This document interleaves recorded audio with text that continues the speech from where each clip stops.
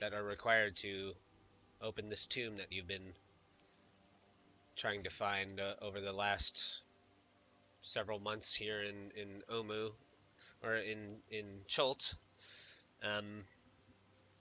You guys emerged from a temple of Yanti, and upon doing so, Garn convened with his god, and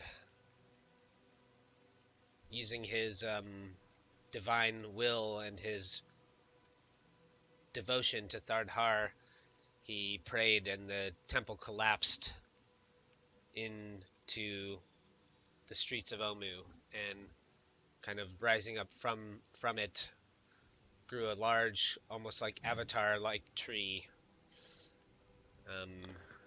now casting its shadow over the ruined city streets of Omu, and kind of jungle animals, monkeys, birds, tropical birds, all sorts of creatures now find themselves having a new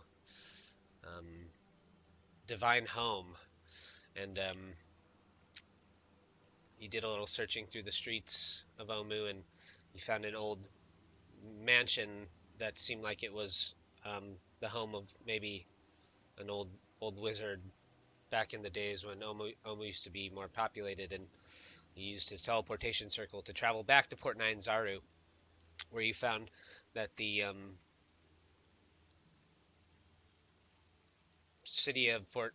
port city of Nyanzaru had gone under some changes while you've been gone.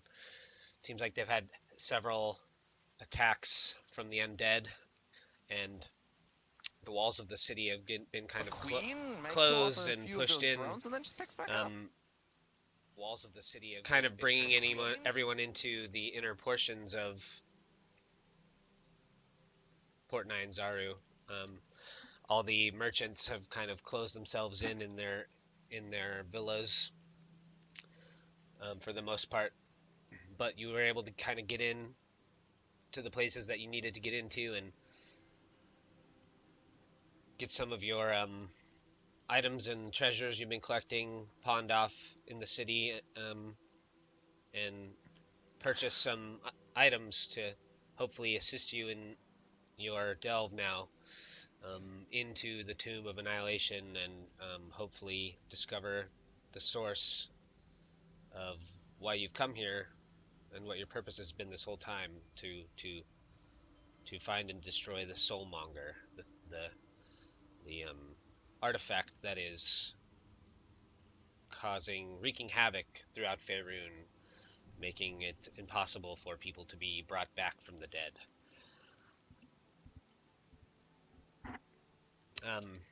I was going to ask you guys, what's been everybody's favorite part of the campaign thus far?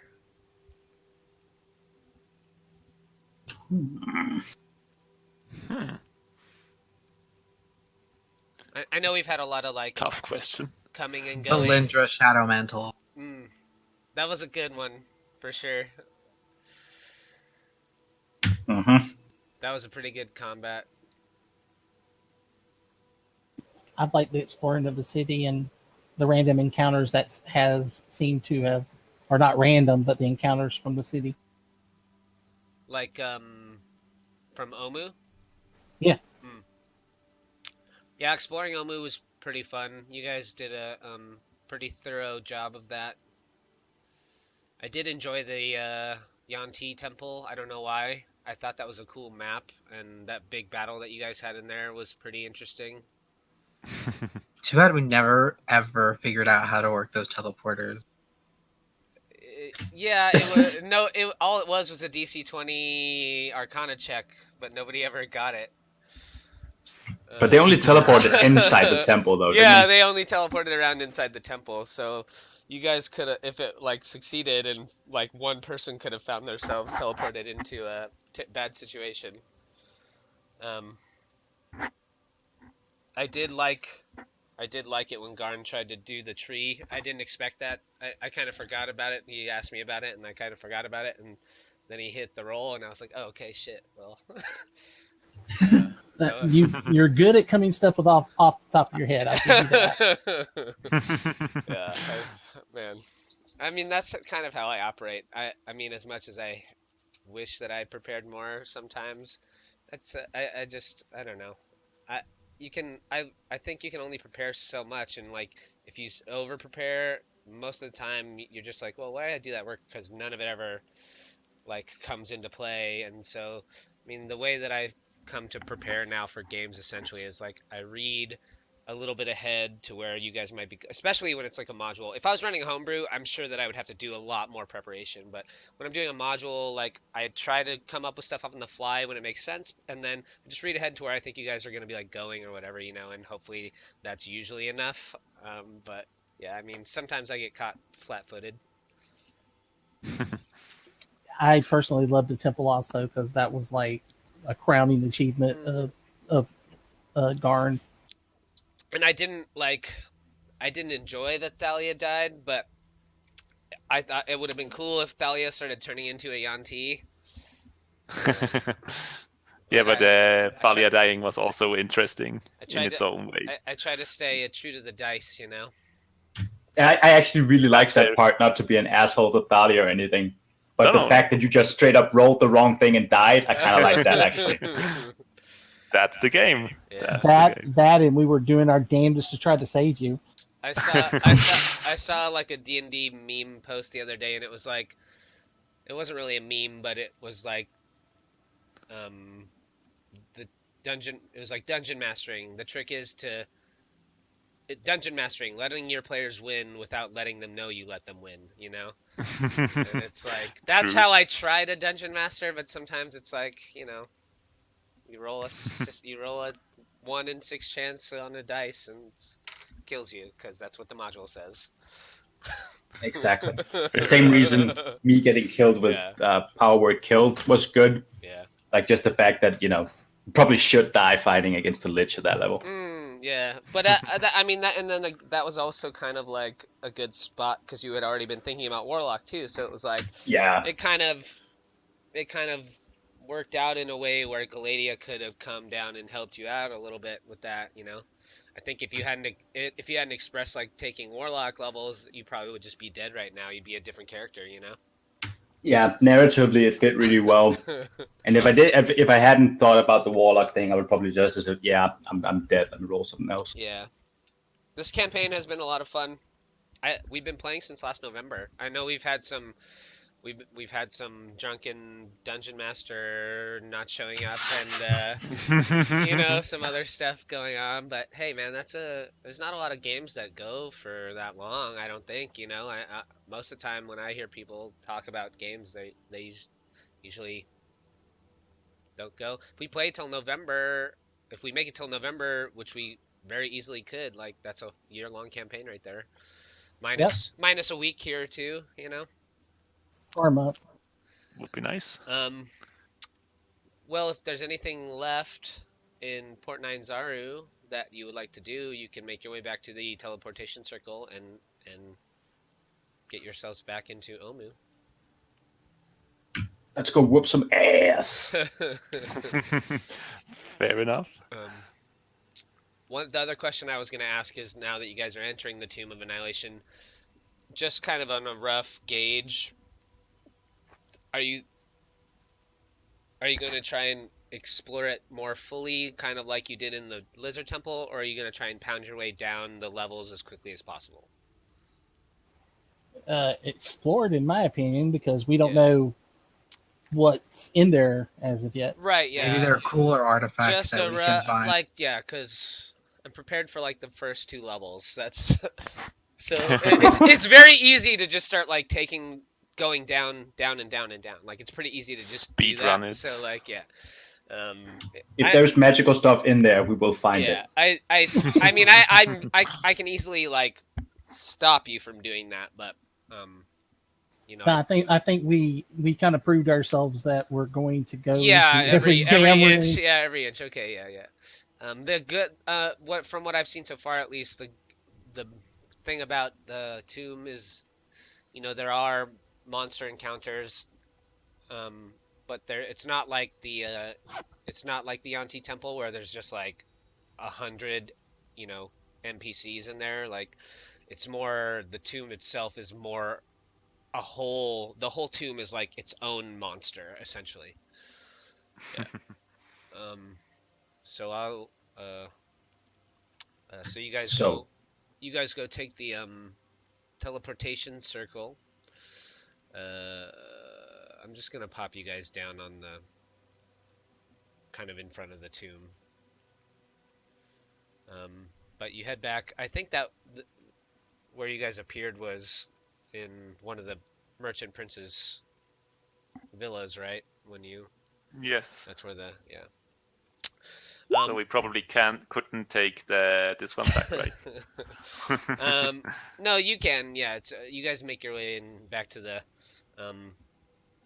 circle, and Sorey or Nin, does their wizard thing, and you guys, in a flash of magical energy, find yourselves back in that old rundown mansion back in Omu, and you make your way back up towards the obelisk,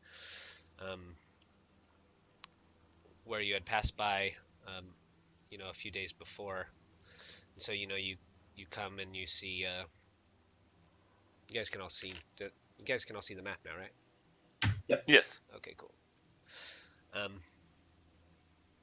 Yeah, near the base of the cliffs, there's this 15-foot tall obelisk that's all cracked and worn, draped with vines and black moss and stuff, and there's a dark passage behind it.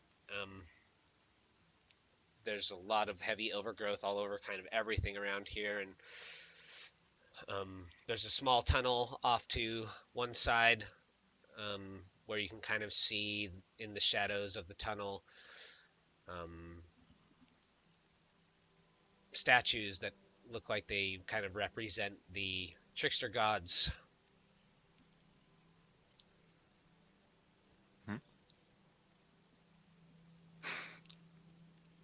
So what would you like to do? You are here at the face of the Tomb of Annihilation. Wasn't there on this big one here places where we could put the pieces that we found? Yeah, so there was up here there was a kind of little square holes kind of carved out into the stone, but there was only 8 of them. Who would be carrying, do you think, the puzzle keys right now? Our bard was, but if he can't, since he's not here, just say I am. Okay. Yeah, well, so Sigismund, when you head in, sorry, I forgot to change my stream title. I wanted to cast Conjure Elemental. Okay. Do you conjure a flame elemental again? Earth. Earth, nice. I think I can accommodate you. Oh, 2 things also I was going to mention. Before you guys left Port Nine-Zaru and came back here, Azaka tells you all that she is worried about her sister, seeing the kind of havoc that the undeath pressing into the city has caused, and she tells you that she's been glad to help you through the jungles of Cholt, but she promised you that she would help you until you found the tomb, and now she needs to go find and help her sister, because she can't seem to find her sister. That she's not in the Thundering Lizard, and nobody seems to have seen her, so she's not going to accompany you into the tomb.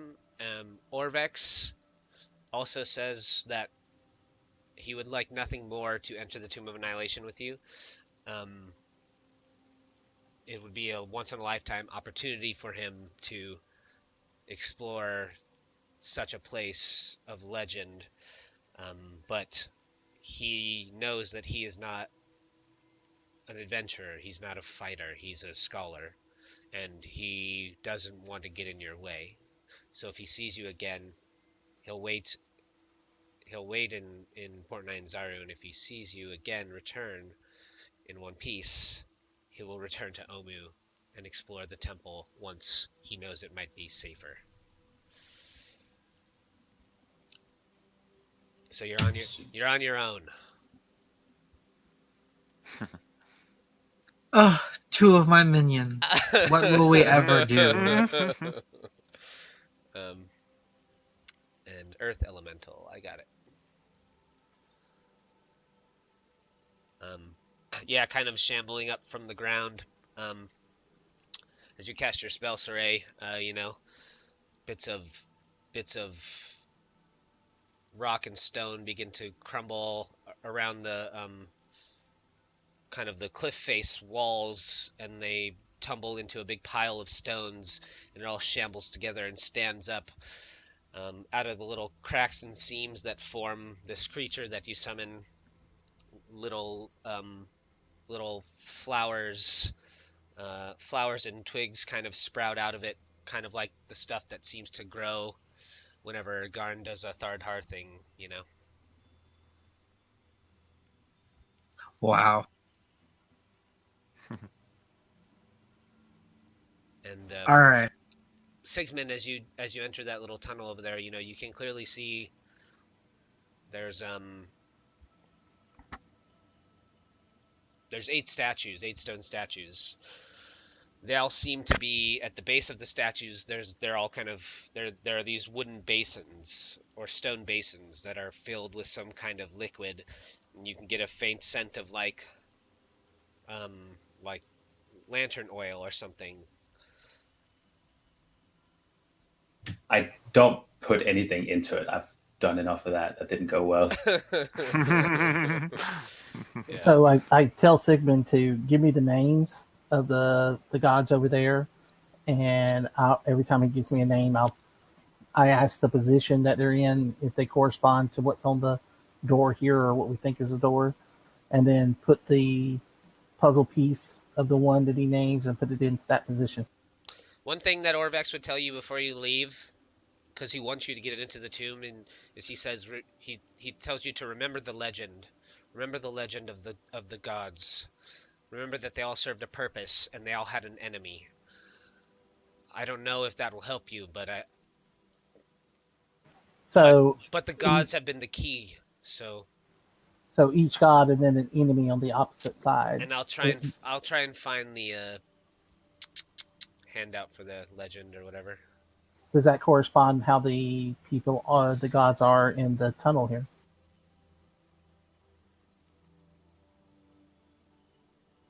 I can't remember that. Yeah, let me find the handout real quick because it's been a little while. Oh, hey, yeah, it's easy. I found it. So I don't know if you guys. It's kind of small, but going down the tunnel, Moa and Wongo are facing across from each other. Ajin and Obalaka are facing across from each other. Papazoli and Kubazan are facing across from each other.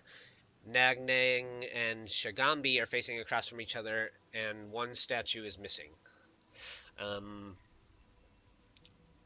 So it does appear, Garn, that these statues are kind of facing their enemy or their opposition in the legend of the 9 Gods' tale. So we're gonna attempt to put them in that way and see what happens. And then there was one other thing. This I can show you guys again. There's a warning on the big obelisk. It said, "Fear the night when the Forsaken One seize death's mantle. The seas dry up and the dead rise. Iasarek, the Eternal, reap the world of the living. Those who dare enter take heed. The enemies oppose. One stands between them. In darkness it hides. Don the mask or be seen. Speak no truth to the doomed child. The keys turn on the inside only." As you put the cubes into the slots there, Garn.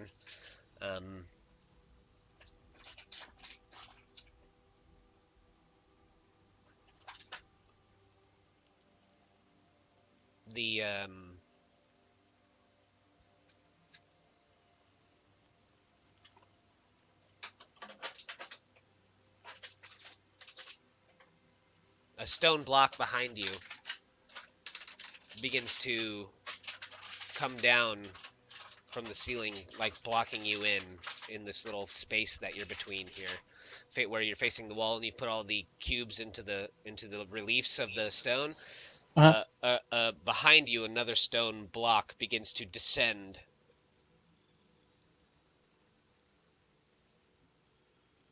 Okay. Do you try to slide out underneath it like Indiana Jones, or do you like stay trapped between the two?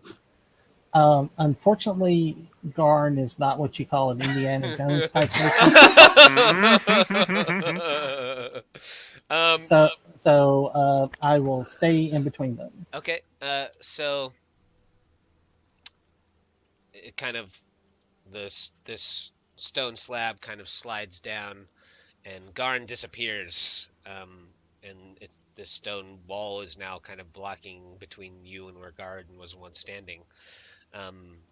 After that happens, Garn, all the cubes kind of tumble out to the floor in front of you, and the stone wall in front of you slides up into the wall. And noxious gas begins to kind of seep out into this space where you're trapped in. Okay. Make a Constitution saving throw for me. Is it poison? Let's see. Acid. Okay. Poison and acid, so you'll probably only take the acid.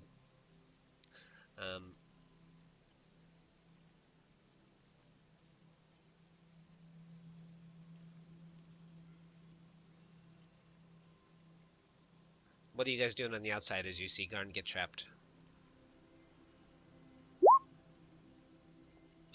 Hey, Garn, are you okay? Stone shape, so. I have advantage on the saving throw, so it's a 23. Okay, yeah, you're good. You can smell the acrid scent of this noxious gas that's now kind of filling this little chamber. Kind of a yellowish, thin, cloudy mist begins to kind of seep around you. But it burns your nostrils and the back of your throat, but you feel okay. Is just the room ahead of me just enough to hold that gas, or is there something that continues? Oh, let me see. It's just like it goes for another 10 feet or so, and then it's just a solid wall. There's nothing. Okay. Yeah. So I pick up all the pieces. I guess I got that wrong. Look on the wall behind me, see if there's a place for a puzzle piece there to open it. There's not. Alrighty then. I wait to see what happens, because they want people to come into this tomb, or they wouldn't do it the way they've got it. So sooner or later, the trap's going to reset. Shit! I just fucking moved the map around. I saw that. Whoa, is this a Bethesda game? Just clipping all over the place. Oh boy, this is gonna be okay. That seems okay. There you go. That's right. I was about to say, I think I can get into the place. Oh, there we go. Here, boom.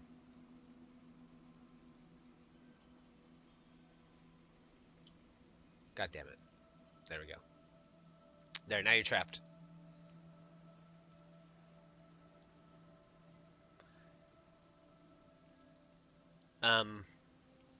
Where's the is there? So you said there's a missing statue here too, right? Yeah.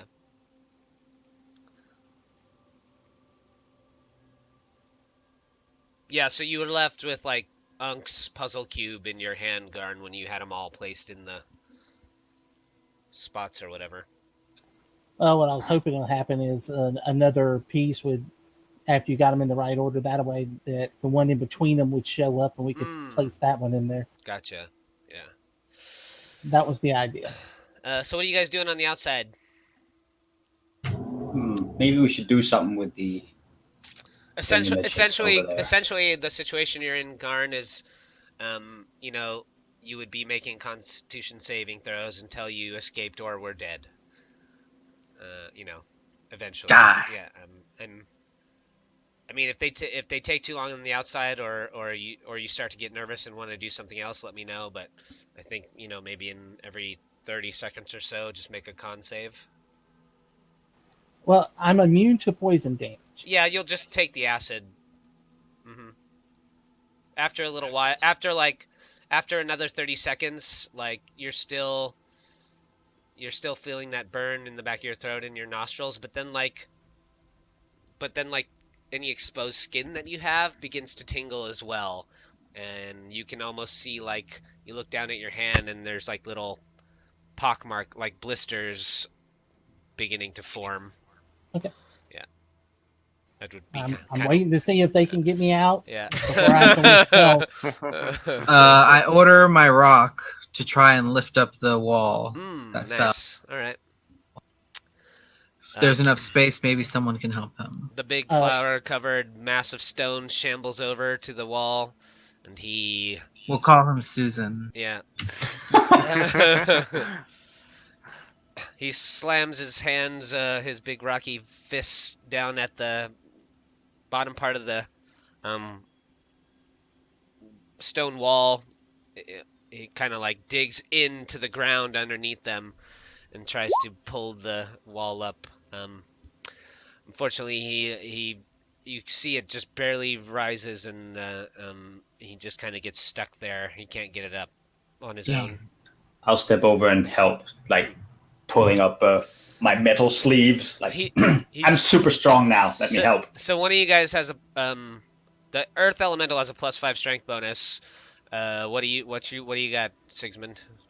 +5. Okay, well you can make it with the check with advantage then, if you like, when you're helping the Earth Elemental. Yes. Athletics.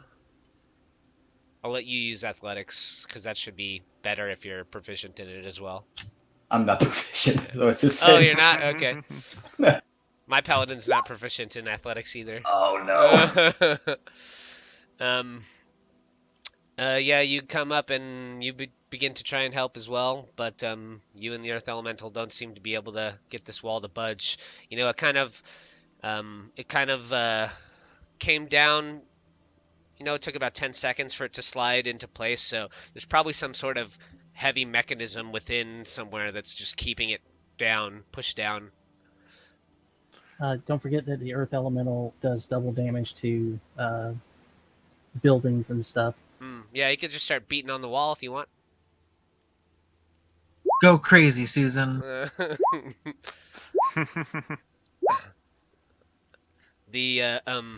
Susan starts pounding his stone fists into the big slab of stone that's blocking Garn in. The first hit, a big crack forms. The second hit, a second crack going the opposite way forms. The third crack, boom, the big Earth Elemental fist comes through the wall, Garn, and a shaft of light comes in. The poisonous acidic smoke begins to like seep out of the hole.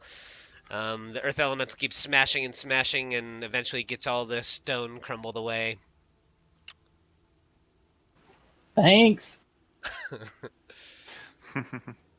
I go up to the Earth Elemental. Good boy. Don't you dare shape him into Tharhard. He kind of does that. Like, if an Earth Elemental could wag his tail, you know, like that's what it looks like it's doing. And a couple more little flowers like sprout off its shoulder.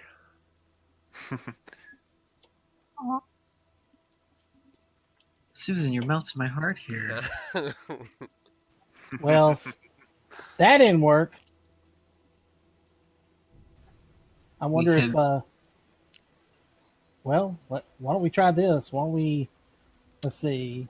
Maybe we have to like beat up the statues. So as soon as you enter the little tunnel here with all the statues, Garn, with all the cubes in your possession, all the basins burst into flame, kind of lighting up the whole tunnel. And at the end of the tunnel, you can tell instantly that there's like a secret wall or door there, and you can see like there's a burst of light behind this like seam as well in the stonework there. See if we can push it, pull it, up, down, left, right. Or take out the one, the cube that is not part of the people here, and place it up against the wall and see if that'll open it. Yeah, I'd say that works. You touch the Unk's cube to the stone, and the wall kind of blocking between you begins to crumble and crack and fall away. And then there's a ninth statue, the statue of Unk, and there's like a amulet hanging from the statue's neck, and another one of those stone basins that has also bursted into flame, the liquid inside of it. And the necklace hanging from the statue's neck is in like the shape of an eye. The amulet at the end of it's like in the shape of an eye, and instead of like resting against the statue, looks like it's like being tugged by some invisible force. So it's like raised and looks like it's being pulled in your direction. Okay, climb up the statue the best I can to get it off of around the head and hold it in my hand and see where it leads me. Yeah, you can actually feel when you take it off. It's almost like it's tugging. It is almost like it's tugging you somewhere, and you kind of follow the pull of the amulet, almost like a traveling Ouija board type of deal, and it brings you over to these like brush and heavy overgrowth here. And as you get over there, it kind of turns you, and now you can kind of tell behind all these heavy growth of vines and things, you kind of pull it aside, and you uncover an archway in the cliff face, and you can see behind all this overgrowth, stone skulls peer down from the lintels around the arch. Old bones litter this little threshold here, and as you pull the vines and brush away, and like a little bit of light strikes the entrance here, a swarm of batch-like screeches and flies out from within. Let's see. Oh, there we go. This is all a false. So I think, can you see in there now? No. No? Am I standing in the right place, or is it now I can see? So you see now,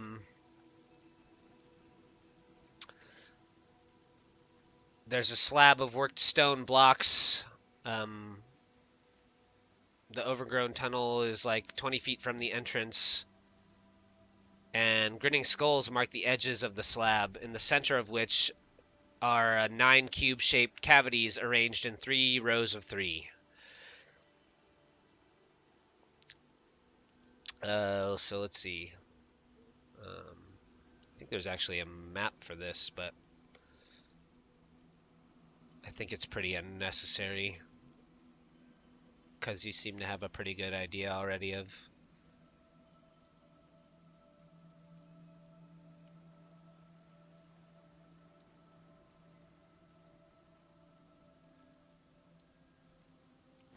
So now we got to figure out how the 3s go.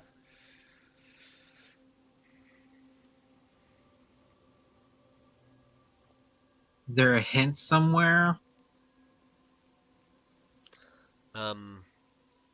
Could it be by alignment, maybe? What if it has to do That with their makes placement sense. on the maps?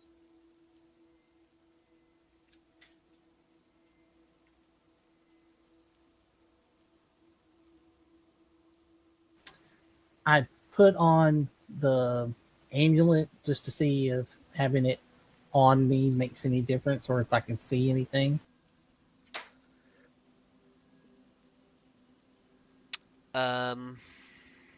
No, it's now that you're like in here and in front of the puzzle cube thing, it's kind of dropped and is resting now against your chest. Okay. Yeah. So we've got speak no truth to the doomed child. The keys turn on the inside only. So I think we're on the inside, but I don't know about the speak no truth to the doomed child. Well, you had already placed the cubes in the other door, kind of to their opposing creature in the legend. But you were just missing a slot.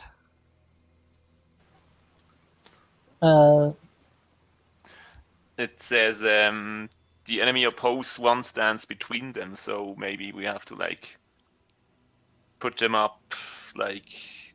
You guys can see this puzzle. Side. You guys can see this puzzle cube map, right? Yeah. Okay, cool.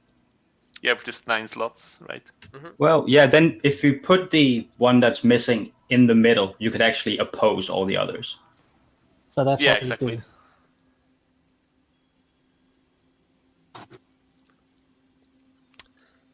So this is the one thing you are remembering is that Urvik said, "Remember the legend."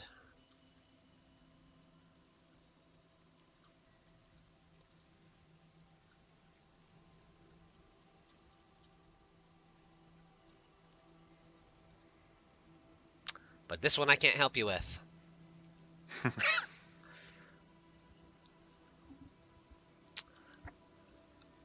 You guys can see I popped the legend up again too, so you guys can see that as well, right? Mm-hmm. Yeah. And you should be able to see 1, 2, 3, 4, 5, 6, 7, 8. I accidentally deleted one of the puzzle cubes from the module. They're all there. but they're under the player handouts. You can see like they're all there. Under party loot, if you click the player handouts tab, you can see like what their names are and what they look like.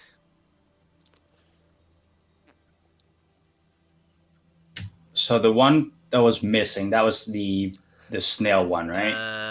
No, the snail one's still there. I think the one that's missing is let's see. You got Oblaka, you got Papazotl, you got Wongo, Shagambi. I was thinking the one that was missing in the hallway. Oh yeah, It that's was the one. That was the hidden one. Is the one that was missing. Yeah. Mm-hmm. Right, so that should be in the middle. Is that where you want to put that one? I'm not putting anything anywhere. I'm leaving that to the people with the brains. I have a -1 wisdom and intelligence. I'm not doing anything.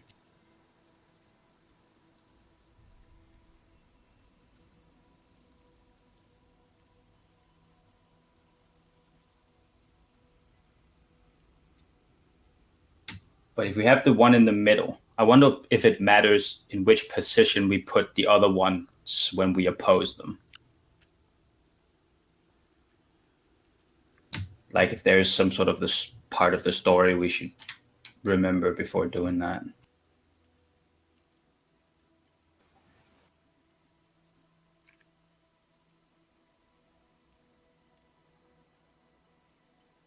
Trying to figure out what each of these animals are from the legend. Are they like in order? Well, Zorbo is good. Cadman is brave. Elvis is wily. So I'm wondering if it's more which ones are good, which ones are neutral, and which ones are evil.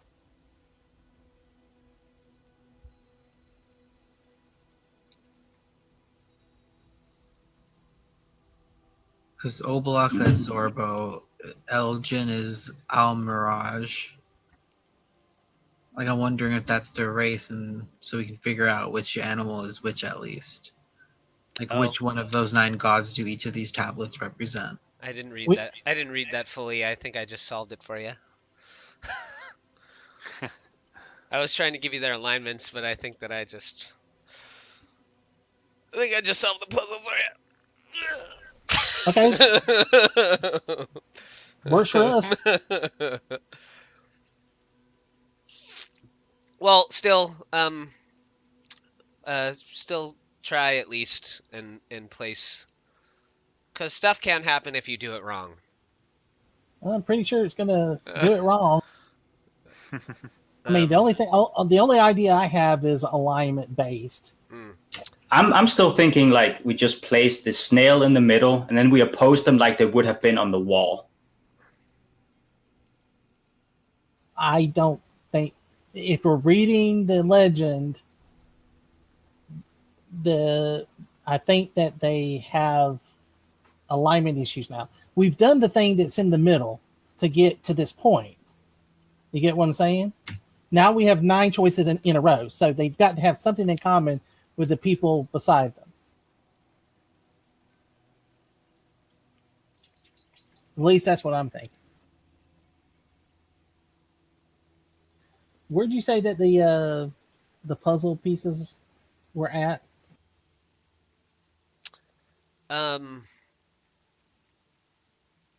I see it now. Creatures and monsters. Or where are they? Yeah. The handouts for them? Yes. Yeah, under player handouts, all the cubes are there, except one, I think. I can't figure out which one though. I don't I'm know not them. seeing those. Yeah, I'm not seeing the handouts or of them. Really? No. Yeah. I've got creatures and monsters and named NPCs and magic items. Or creatures and monsters. So, well, and- like, there's like travel token, calendar, magic schools, party loot, and then player handouts. Oh, I so- see. They're because the puzzle cubes are what they are. Oh, that makes it. Then you can actually see like the snake is Moa, Yes. the monkey Yeah. is Wongo. Oh, that Yeah. makes it a lot easier actually. Yeah. That's what I was trying to. It looks like Zorbo is the one. That's on Zorbo, there. there you go. Yeah. Which is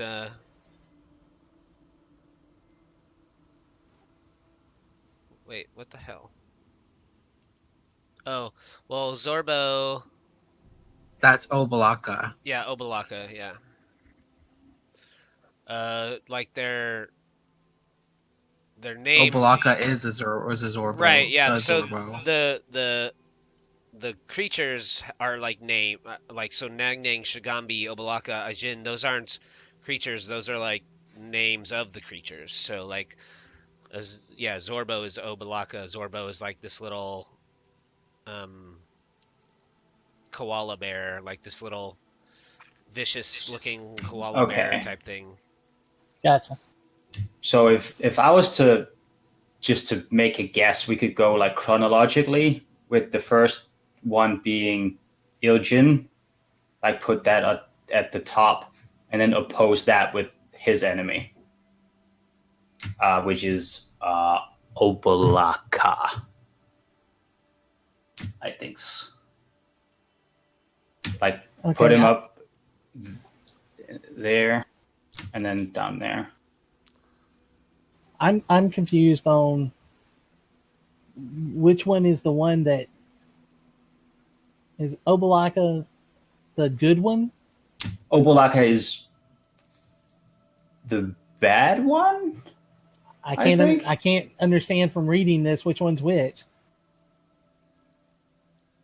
One morning, a wise Zorbo emerged and decided to cook the good quality. So Zorbo came down and tried to convince Ubtao of their worth. So made a stew for all. So she decided to cook him a stew made from all of their Amuan's good qualities.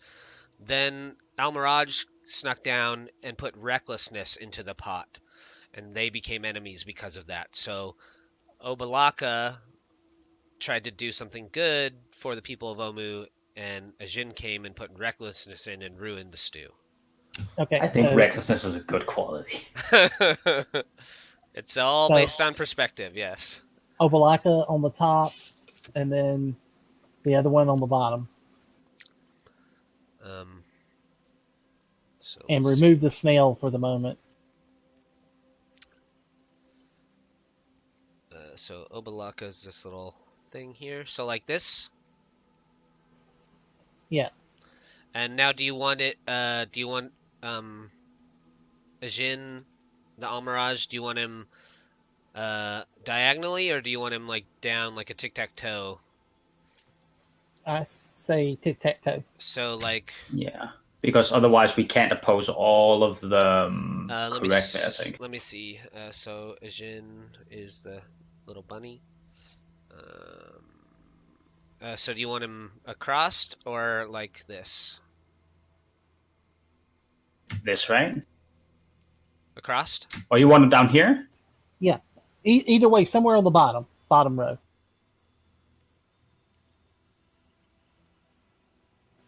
Either placement is fine Okay. right okay. now.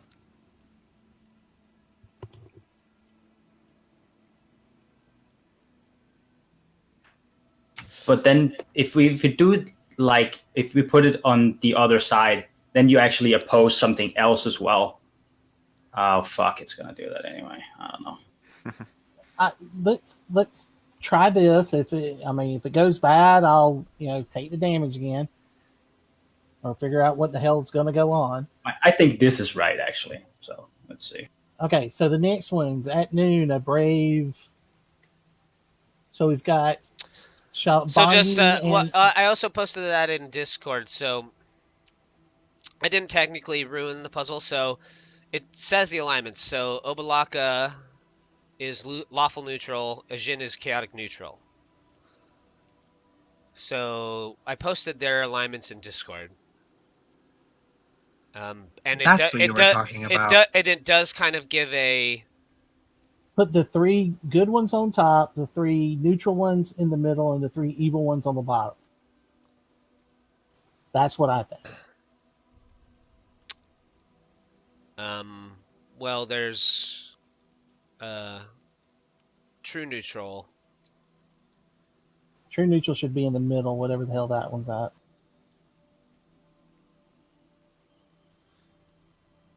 That's the So one. lawful good should be at the top left. So that's Moa. Lawful good at top left. Okay, I'll put these back and we'll go.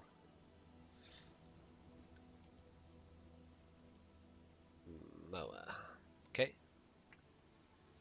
And then neutral good, Shabanji should be in the next one to the right. Okay. And then the chaotic one is Kabazan. That's the 3rd placement.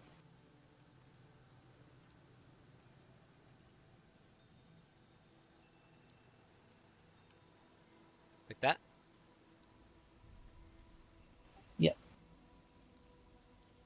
And then we have neutral good.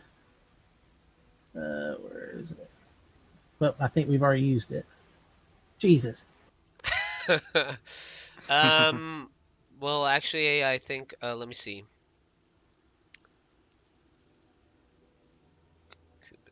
Chaotic good.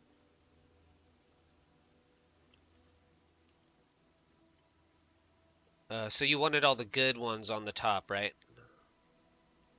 Yep.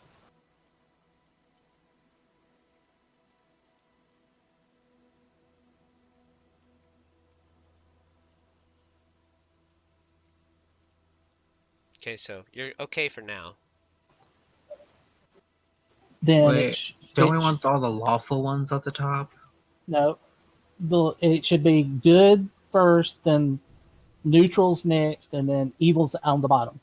There's kind of there's a kind of a hint, because you notice the thing I posted in Discord is the neutral one is missing, right? And then there's that keyword in there that kind of gives a pretty big hint to the puzzle. Between. So goods, neutrals, and then evils. That the neutrals are between them. So it should be lawful good, and then the one that should be in between them should be lawful neutral, and then lawful evil on the bottom. Then neutral good, neutral, and then neutral evil.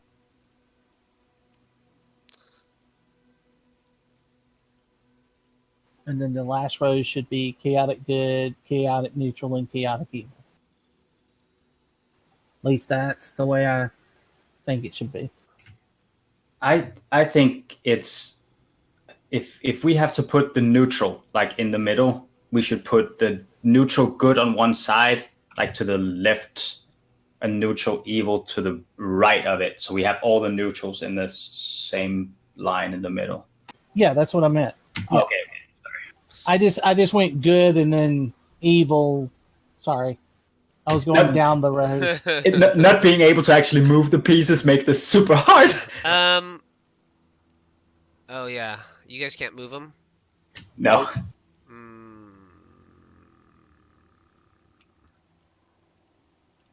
We're almost done. Just go. Just the way it's going. So who is? So you want neutral evil and neutral good on either side, Nang Nang and Shigambi on either side of the snail? I would think that's the right call. Yes. Neutral good needs to be where the other good is. Neutral evil needs to be on the right hand side where the evil is. Shigambi. And Nang Nang.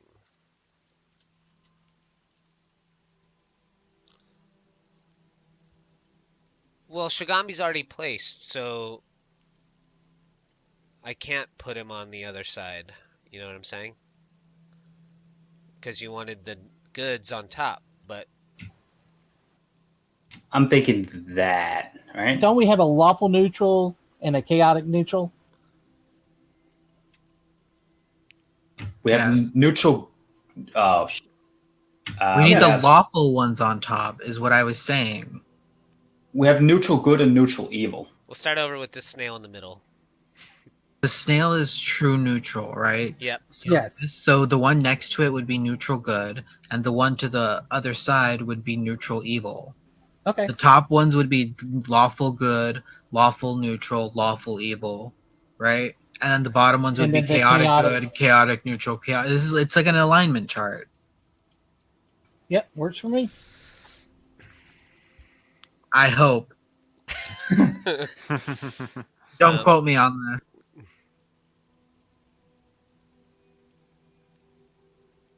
So you want the frog here, like that. Yeah. And then Actually, can we make my stone person put in the pieces, and then we stand like 10 feet back? sure. Lawful good at the top left, Moa. which is Moa. Lawful neutral in the middle, top, which is the Obi Lake. So you want it here? Yes, I believe so. Yes. And lawful evil is on the far right top, which is Papa Zoda.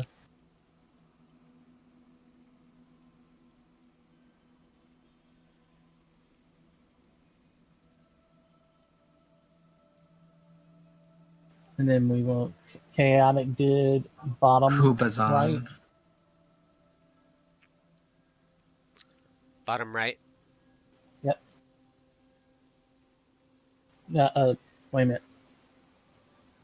Is that chaotic good needs to be bottom left? Sorry.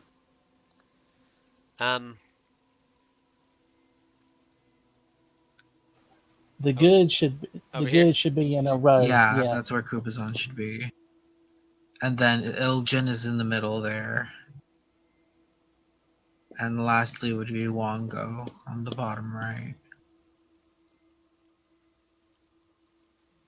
So let me just take a moment to look this over.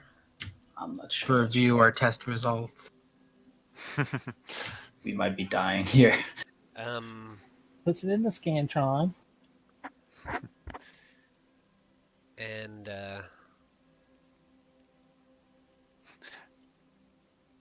Roll a d6. No. Only Mark has to roll.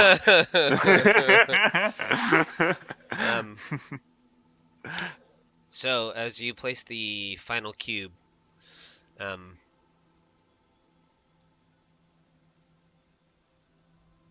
9 cubes flare with light, then disappear, and growling like an angry beast, the slab begins to slide up to the ceiling.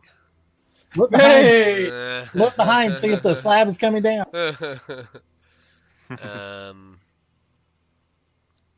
And so, man, this map is just killing me. Hey, look, another door. You have to find 9 more puzzle cubes. Yeah. Oh shit. When the door opens, you do see another door. Another slab blocks the hallway 20 feet beyond the first door, and there is an iron lever set into the door's surface with a graven stone skull leering down from above the top of the door. And when you reach halfway down the hall, the skull's jaw creaks open, and a skeletal hand holding a crystal hourglass timer emerges from within. And it goes like click, click, click, click, click, click, click, and rotates, and the sand begins to trickle down into the empty globe. So I'm going to slowly start counting down from 10, and I'd like you to tell me what you're doing. Pull the lever, Crunk. Who's Crunk? Susan. Okay, Do I notice anything with my vision? make a, there's a lot of like heavy moss and growth in here. I know you have a 23 passive perception, but make a perception check with advantage. Okay.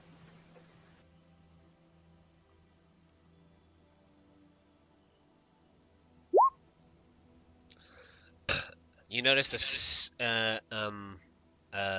there's like in a lot of the heavy growth on the floor and dust and bones and stuff as well. There's like a seam splitting the floor underneath you. Don't let them touch it yet. Hold on, Susan. So, It looks like the thing can go out from under us. after the last grain of sand makes it into the bottom globe of the hourglass, the second stone wall in front of you begins to slowly rise. My kind of puzzle. Do nothing. Yay! Yeah. I bet if Susan would have touched that, we would have gone and got hurt.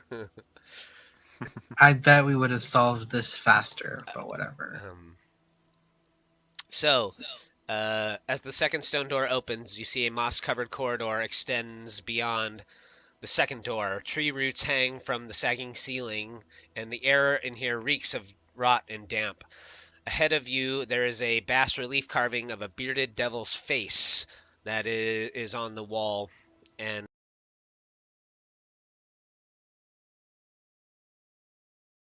inside of it is a well of utter darkness. So kind of splits off in two sides ahead, and there's a kind of a demon's face poking up out of the wall in front of you. So this is just like Tomb of Horrors. The first thing you do is you see the utter darkness. What do? You reach your hand in it, and the Sphere of Annihilation kills you. Gotcha. I've never played that, so. Yeah, that killed more people than anything else when they did it in really? the original run for yeah. Oh, the other thing I forgot to tell you guys is we're gonna start playing for our sessions are gonna go from 4 hours to 3 hours. So the game's gonna be from 8 to 11 from now on. No problem. That's fine.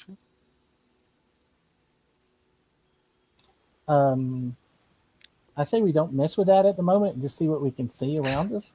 Yeah, sure. As you look to the left, you see a little rusted iron gate is set into the floor. Through the bars, you see muddy water flowing slowly past. And then beyond the little hole in the floor, you see a crystal window. Creepers and vines cling to the walls at this end of the corridor, at the end of which is an arched crystal window. It's 6 feet wide and 10 feet high, and through it you can see a dark chamber. Some other features actually in here I'll just go over. The air inside of here is stale and humid. Moss covers the walls that are all decorated with screaming skulls and are hung from rotting tree roots and dead vines. Thin shafts of daylight and moonlight, depending on whatever time of day it is, spill through tiny rock fissures above you, and it kind of forms pools of natural light in portions of this layer of the dungeon.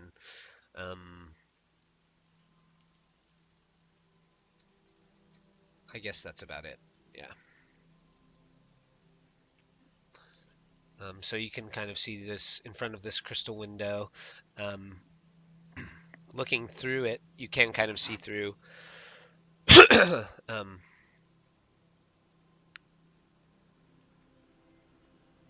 You can see like a dark chamber on the other side. I think what you can make out is kind of a vaulted tomb that looks like it's overgrown with moss and stuff. You can see a stone sarcophagus resting on a stepped dais in the middle of the floor. And on the wall behind the sarcophagus, there are 2 large statues of bears gripping a 5-foot diameter bronze disc embossed with a dozen glaring eyes. There's little niches in the wall around the statues and the tome. Slumped on thrones, desiccated corpses, each of them wearing a black mask made of paper mache and feathers. And that's what you can see through the window. That just doesn't look like a place I want to go to. I mean, they had the mask. Didn't the warning say something about we should be wearing a mask? I mean, not that it did these people any good. Or we would be seen. I think we're going to be seen either way. And on the other direction, as you guys were kind of standing in the split, it did look like there was a grand chamber the other way that opened up, and you could kind of make out a stone balcony. Yeah. So yeah, Garn over there is it's a big chamber. It opens up. It's 50 feet across, and it plunges down into darkness. It's kind of like, when you're at the top of a tall building or something, and you go into the stairwell, and you look down, and it's like rows and rows of stairs. Well, this is like a large version of that, and so you can see that this large staircase looking down just descends into darkness. The stone balcony winds around the walls to connect 4 archways. Other balcony levels are visible below you, with corridors radiating off in all directions, and to the north a stone staircase descends to the lower levels. Shall we go down? Garn, as you're looking down, you see like something move, and You like squint your eyes through the darkness, and you see like another dwarf looking up at you. And then Brother! he like then he like walks away. He kind of glares up at you from the balcony below, wearing a mask that is a replica of the devil face at the tomb entrance. And without saying a word, it steps out of sight. Hey, I haven't seen a dwarf in a while, so I'm going down the stairs to see if I can talk to him. Okay. Let's see. You descend down these stairs. Let's see. I think it's pretty significant. Like, well, as you descend, you notice on your way down at the bottom of the stairs, there's a bronze plaque fixed to the wall beside you at the end of the stairwell. Another cryptic warning. It says, "The ring is a path to another tomb. The dead abhor sunlight. Only a jewel can tame the frog. Bow as the dead god intoned. Into darkness descend." And as you make your way down the stairs, the dwarf is nowhere in sight. But you do see some other things, I think, probably. You can definitely see that the stairs keep swirling downwards into deeper levels of the tomb.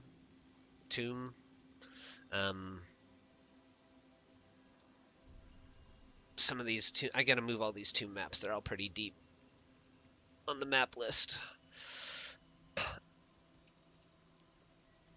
Let's see. All right, here we go.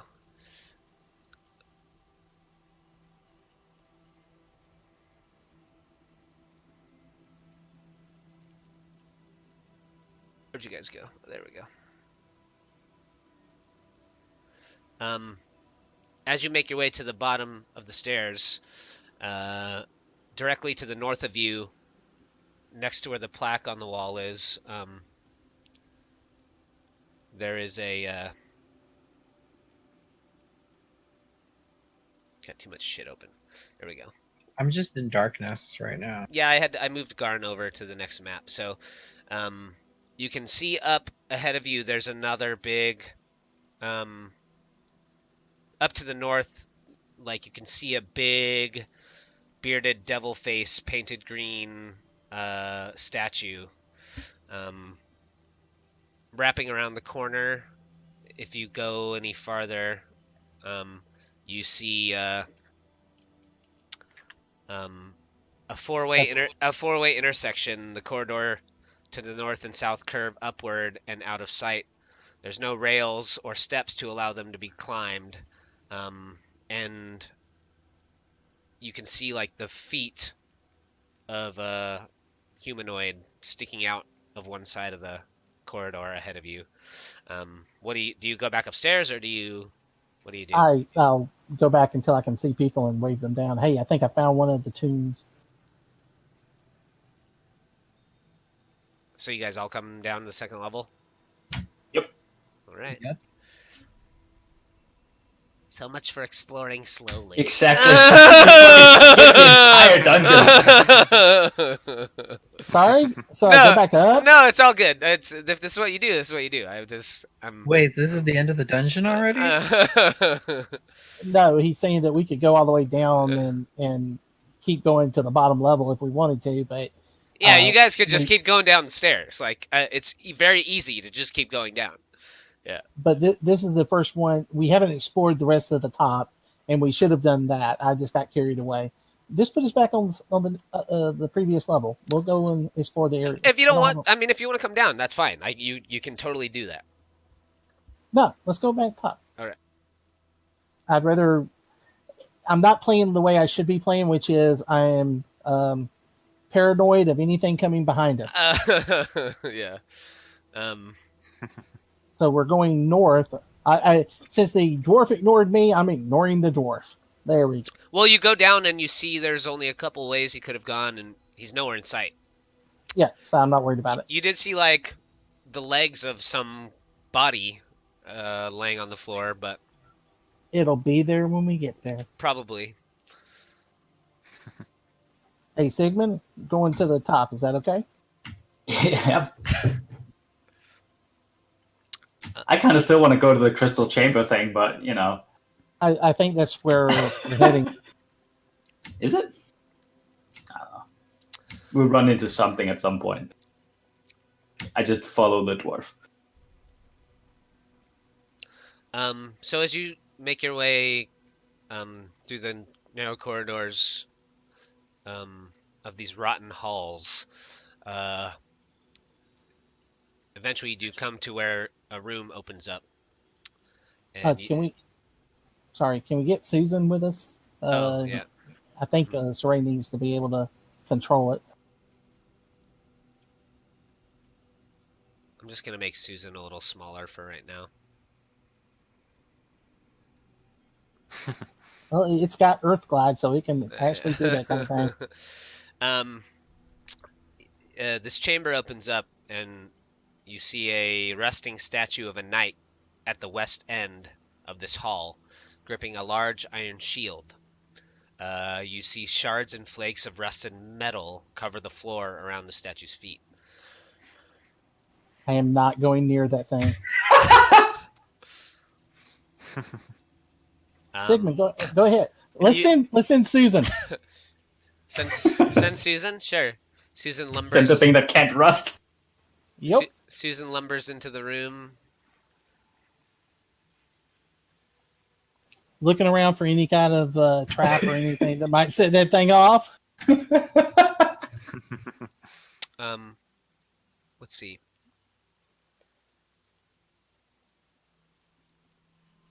Garn, why don't you make a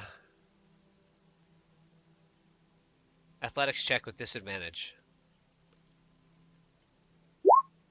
10.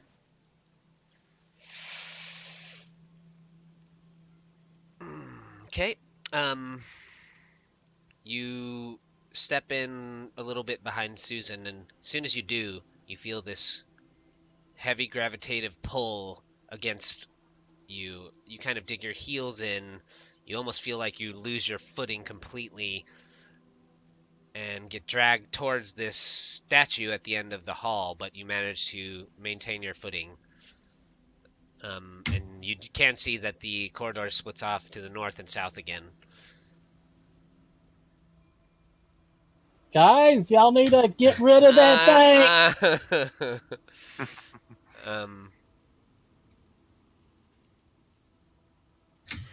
What do you want to do? Is he still getting pulled? Mm-hmm. Yeah.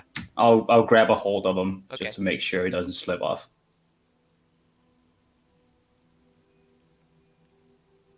Well, I don't know. Maybe it's magnets? If any effects move you against your will along the ground, you can use your reaction to reduce the distance you are moved by up to 10 feet. That's the dwarven plate that I'm wearing. You would be totally lifted off the ground. It would be like, if you would have gotten a 9, you know, it would have been like a, Okay. I say go get that shield from that thing. I'm wondering if that's what's trying to pull me, because that's the centerpiece that we're looking. So you want like Susan to go get it? I asked Sorey if she will tell him to go get it, or if he will. What? Instead of look at me float off the ground, tell your damn elemental to go get that shield from that knight over there. Susan, if you would please do thy bidding. And as he goes over there, and since you pulled me back, I'm going to keep going back. Y'all first.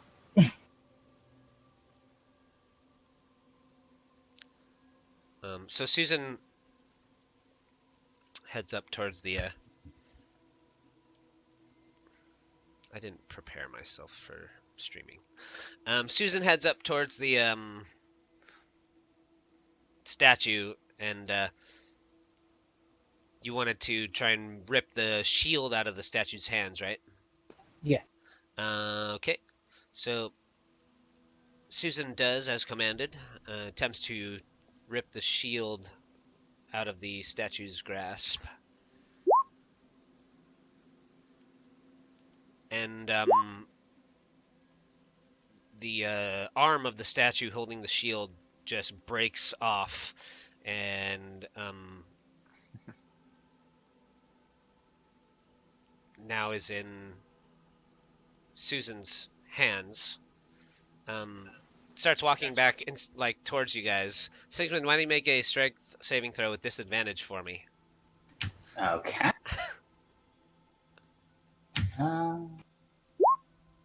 10.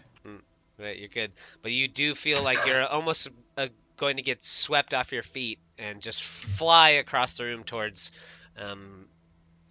Susan. I push past Sorey to get back here behind the dwarf. Sure. What do you want Susan to do with the shield now that it's...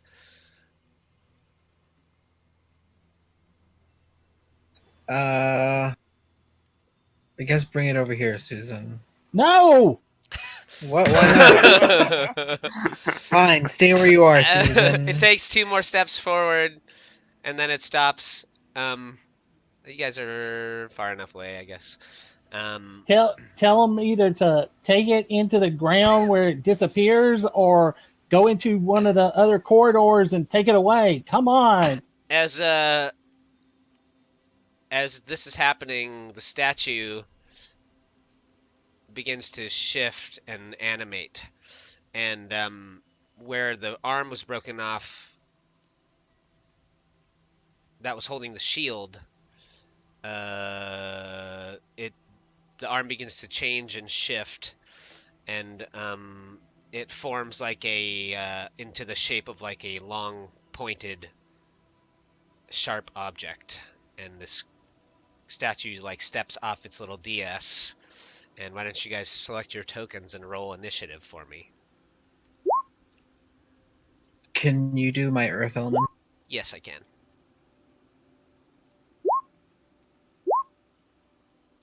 Fuck. As always. I wonder if the initiative order was cleared. Hold on.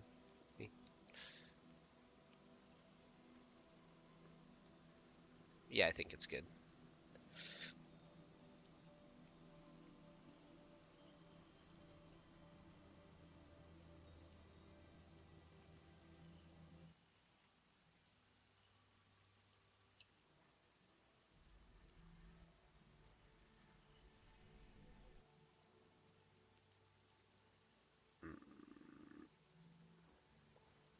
Right. So, Susan's up. All right, Susan, beat its ass.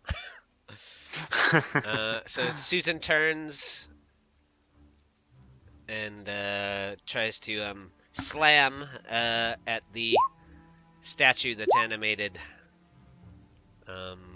striking it for 13 bludgeoning damage. Wonder if this creature has a handout. And then can I make Susan? I wanted to make this. I was kind of going through my monster one of my weird monster manuals, and I kind of wanted to like add extra things into the dungeon. So this thing, that stumbled forward towards you, like it's kind of in the shape of a warrior, but it's the color of rust. And its arm that was holding the shield has like grown into this long bladed looking object, and it's got like spikes coming off of it, and it's got these big rusted looking shoulder plates, and it looks otherwise mostly kind of formless. So you put the creature that is the most feared of all warriors in the game in a giant. Well, it kind of like I have this Kobold Press monster manual, and it's got a lot of, stuff that's not in any of the normal monster manuals, but it's all made Yeah. for 5e, and it's all like a little harder. They're more higher tuned to be more difficult than a lot of the other shit. Mhm. Yeah. I just have to make sure that okay, there we go. Yeah, okay, we're good. So Sigismund, you're up. I am not poking that thing with anything other than magic. Okay. So I'll shoot it with an Eldritch Blast. Even I'm not that fucking dumb. Okay. Kapow! 17 is a hit. You got 2 more, Oh. man. Kapow! Wow. Or 1 more. 13 is a There- miss. Yeah, just 13 one is more. a miss, So- yeah. 1 fucking damage right in the face. Yeah, and then your second Does blast. it look damaged now? You're no, it doesn't. And there's like a little, like a little cigarette burn mark on one of its, shoulder plates, and then another little pile of rust behind the creature, like singes. Fuck. I'm The- done. Let's see if this creature is very intelligent. It's intelligent enough. Well, it starts hacking away at the thing that's nearest to it, so.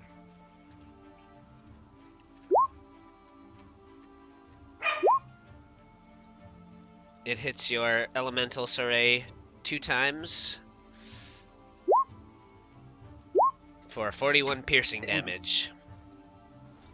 And You got this, Susan. that's half damage unless it's considered to be a magical weapon. I would say that it is. Okay. And then I don't think it can be getting exhaustion.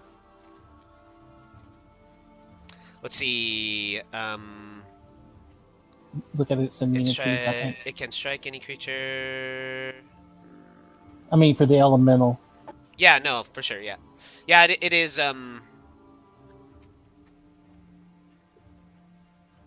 It is considered a magical attack. Yeah. I'll show you guys. I'll show you guys the stats of the creature when we're done. But the damage of it does have immunities and resistances as well. So actually, I would consider the attacks of your elemental magical Sorey as well. So this creature would have immunity to non-magical bludgeoning, but whatever. Understood. Yeah. And yeah, the Earth Elemental has immunities to exhaustion, paralyzed, petrified, poison, and unconscious. Yeah, I wasn't gonna make it do the con saves. All right, cool. Yeah. Nen, you're up. Yeah, let me figure out what I can do. New character, am I right? Yeah.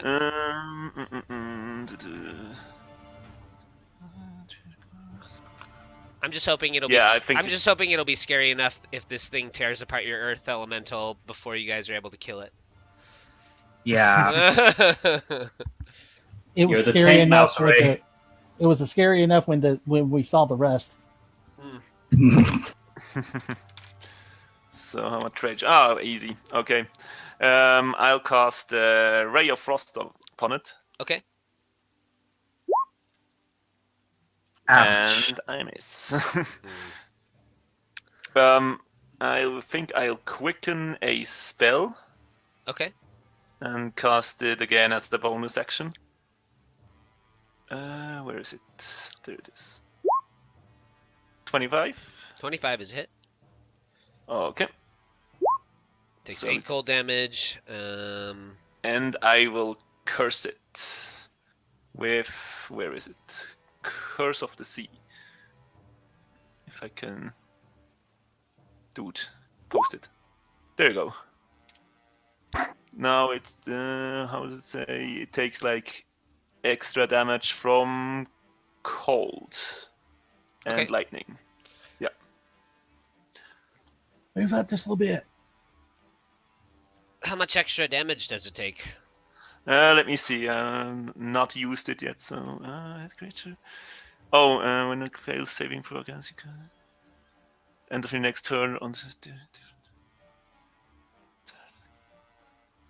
Oh, you know what? It doesn't take any. It takes half damage, but Okay. I think it just has to the spell has to hit, so I can curse it until the next turn. oh, okay, cool. Is that your turn? Yes. Cool. Sorey, you're up. Make sure to keep track of your sorcery points. Fair enough. Move up just a little bit. Or move back a little bit. I'm moving back a little bit. If I could. Yeah, you can do that. For sure. Select, please. There you go. Sorry, I'm just trying to remember how many charges this thing has. Okay, 20. So I'm going to expend 5 charges for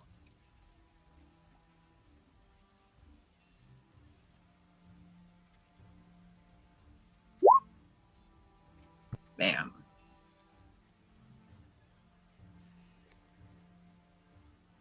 And I'm a spell sculpt around my golem, obviously.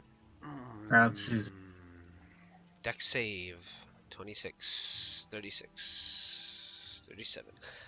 How much is the extra bonus damage or whatever too? Plus 5. Nice. So it would be 42 total if he fails. 47. The ones that are converted to 2s. Oh, nice. So in a burst of flame, the whole room is engulfed in fire.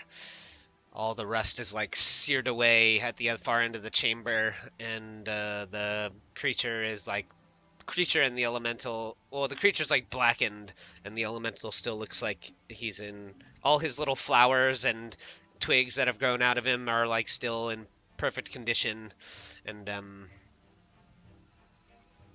is that your turn? Yeah, it's my turn. Nice. Garn, you're up. Hard, protect me! Since that's as far as I can move and still do something, I'm going to try to do Toll of the Dead and see if it'll work. Okay. It should work. I don't think he has any necrotic. DC 17 Wisdom save. No damage. Earth Elemental hits twice. Yes. Whoops. Both attacks missing. Darn. With the second one, actually, he tries to swing it at the creature, and the creature raises up his bladed arm and slams the shield out of your elemental's hand. Oh shit. It kind of lands right here. Garn and Sigismund make athletics checks with disadvantage for me.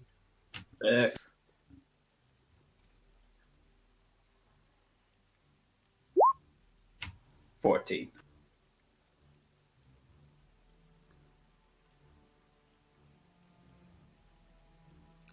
Garn, make an athletics with disadvantage for me.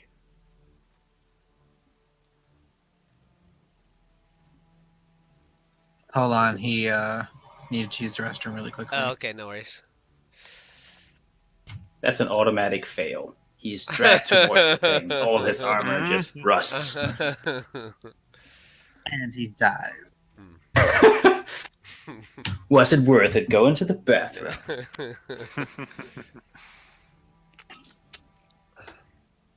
Just gotta pee in your armor, man. Pee in a bottle like normal people do. So I need to make an athletic check again. Mm-hmm. Disadvantage. Okay, you guys are good. Sigismund, you're up. Wait, I don't have to make a check? Are you wearing anything metal? I guess not. Like any... Are the goggles of night metal? They might have bits of metal. It's more like you have to be wearing something heavy enough to drag you, kind of. But Okay, gotcha. I mean, if you have little bits of metal, do you have anything on that's loose? Like, I guess, like, you got a few rings on and stuff like that, right? I have Ring of Elemental Command. Okay, well, that's like an artifact, so it would not. Well, actually, make a You feel the little trinkets and bits of metal that you're wearing getting tugged at, like you can feel like the heavy pull of this shield.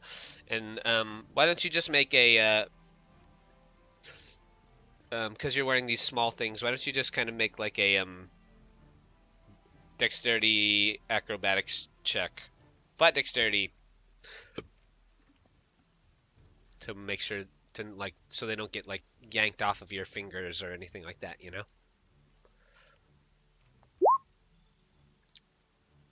Oh yeah, you're good. Sigismund, you're up. All right, let's try this again. I'll polish off my finger gun and give it another Eldritch Blast. Nope. This is not working for me at all. Man. So, yeah. You got 2 of them though, right? Yep. Yep. Ah, there you go. 25 is good. For another 3 force damage. Cool. I'm chipping away at it. The creature, Slowly. again twice with his wicked-looking arm weapon. Let's see.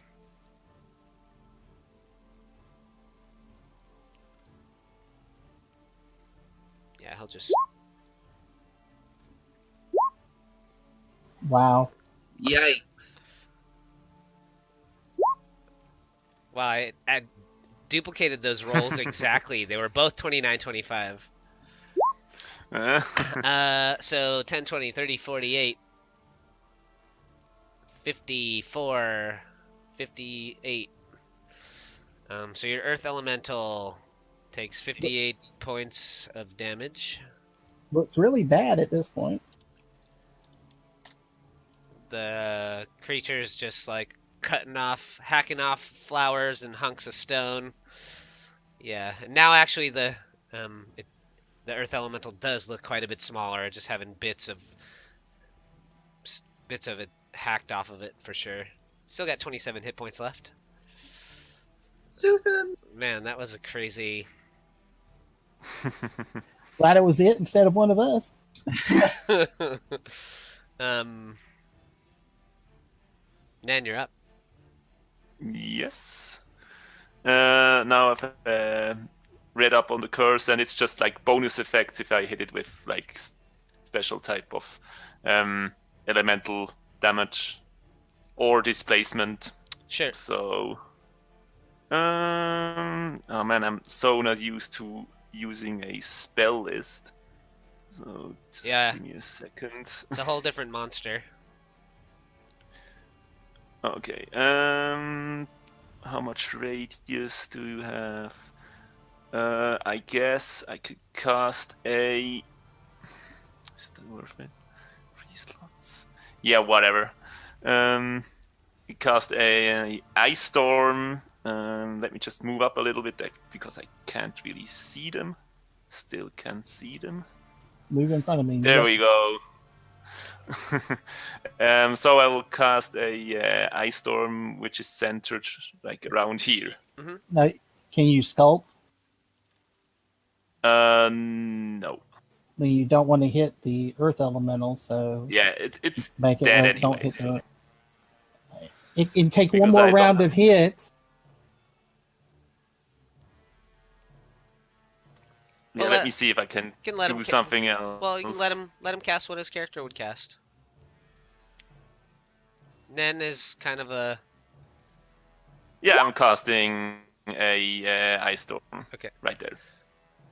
Dex save for both the creatures. Yes. So close. Let's see.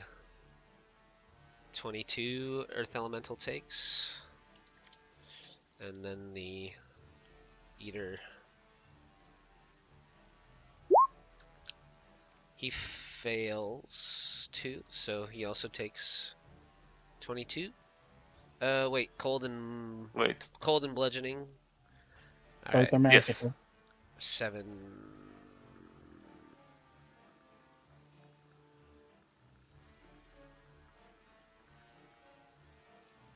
Okay. And any extra effects from that? Your curse, yes. right, is like Yeah, exactly. Yeah. Now the movement speed is reduced, I think, by 15 from the cold damage, I suppose. Cold damage reduced by 15 until the end of my turn. Yeah. Next turn. Well, the Earth Elemental and the Eater of Dust are still both up. And Sorey, you're up. Your Earth Elemental has 5 HP left. Gotcha. Man, that double crit round was fucking disgusting. Yep. Better Susan than me. I'm gonna move back. For and sure. Then...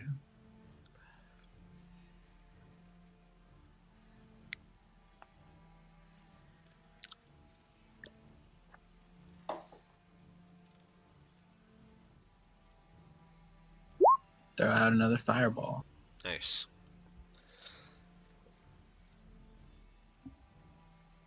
That's 35.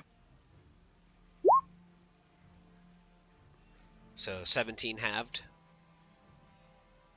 Gotcha. And that's my turn. Garn, you're up.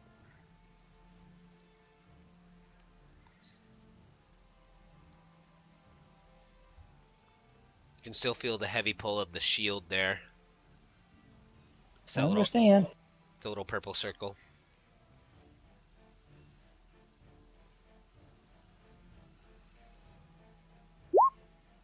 DC 17 for 9 points of damage. Wisdom save. Damn. And that's my bonus action. I miss with a spiritual weapon. Yeah, it actually crashes down right on top of Susan. Oh no. And the Eater of Dust turns towards the rest of you. Looking very rough, though. It'll be a miracle if he makes it over there to anybody.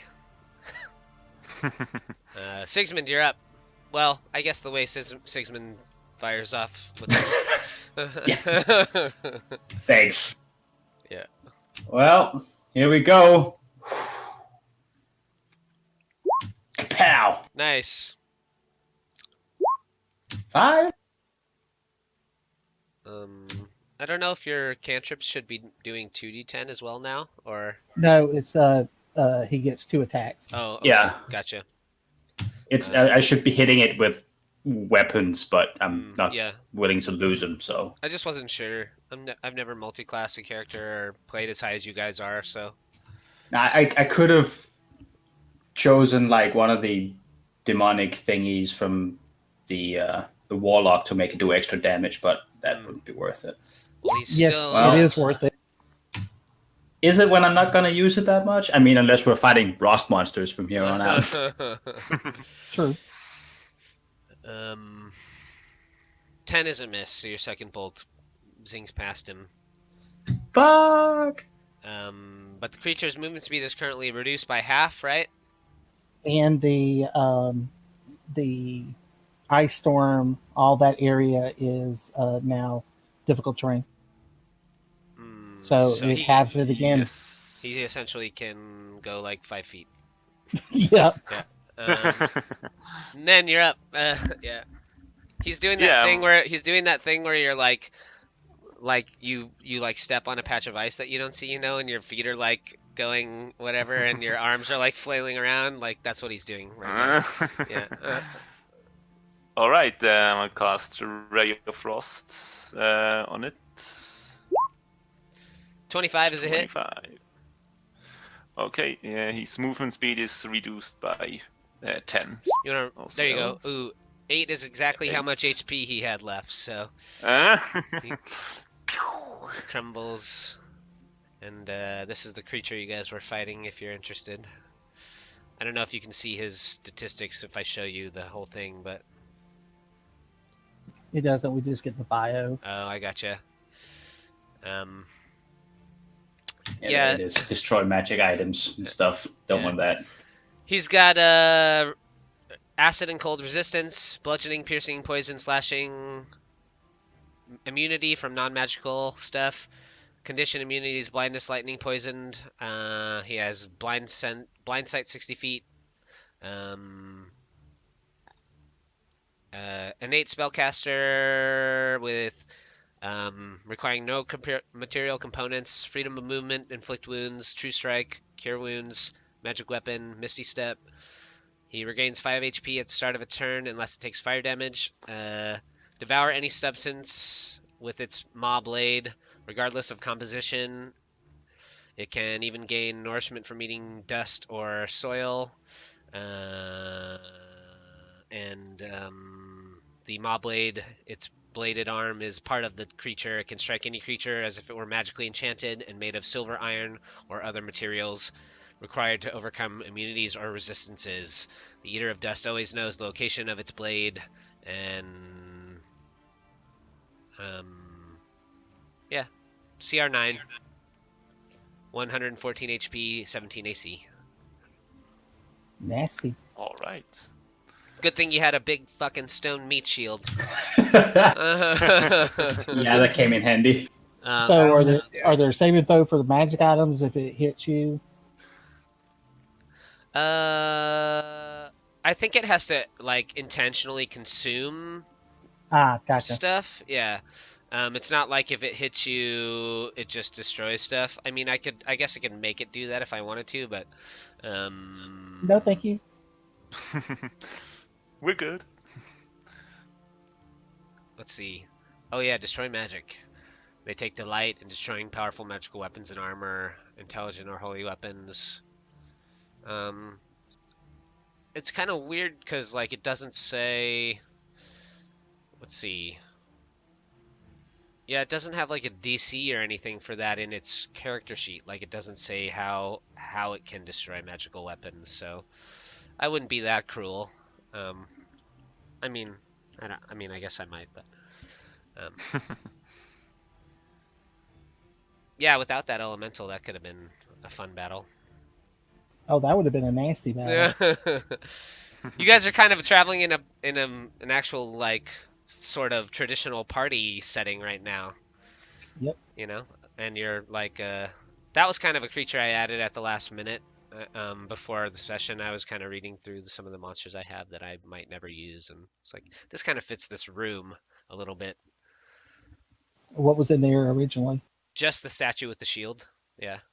Oh, the shield was the trap. Then. It is the statue dies. Yeah, I wasn't going to like. I wasn't sure if I was going to use that creature. I was just like, if it made sense, I might.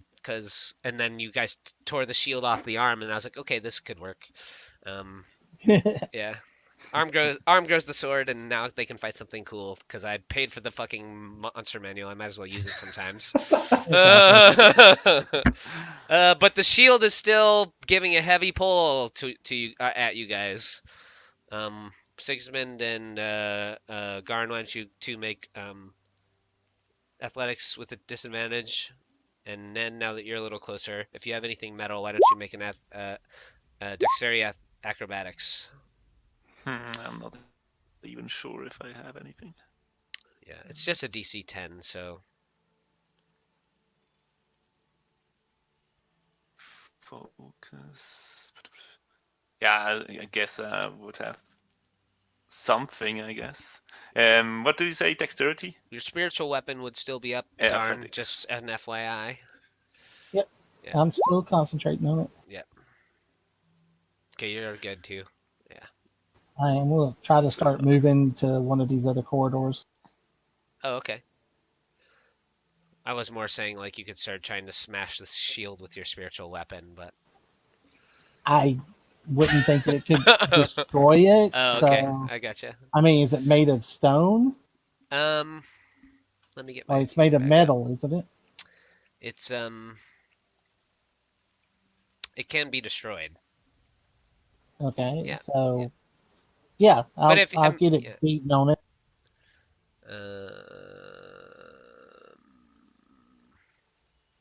That's shield is a large object with AC 17 and 40 hit points. Okay, Yeah. so let's see here. Yep, hit it for 12. Yeah. We'll just say that you use Starhard's will to crush the shield and into oblivion. And there is corridors to the north and south. To the south looks like the corridor ends in a stone wall. Um, but with your dwarven nature, Garn, you definitely would think that that should be where um, the little tomb is that you had seen through the glass window. And then to the north there, it looks like there's a room with a fountain in it.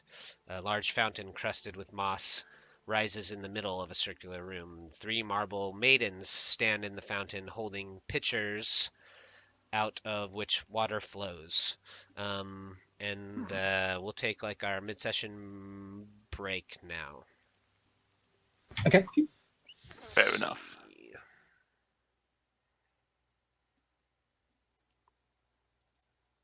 Yeah, and I just have learned that well, I haven't learned, but all the other games I run now, like they all run 3 hours, and it just is more. It's a more comfortable. Yeah, 4 hours. By the end of 4 hours, like I'm fucking exhausted. Um, 3 hours. 3 hours. I feel like still. I just feel better after a game. I guess I don't. I don't feel bad. I know. I never feel bad after a game, but like that for it's something about that last hour that just drains me. I don't know what it is. Yeah. So like I do a Thursday, a Wednesday and a Thursday game now as well, and those both run 3 hours, and doing that, I just like have realized like it's a far more manageable and comfortable session time. Yeah. But I'm gonna hit the little DMs room real quick. I'll be right back.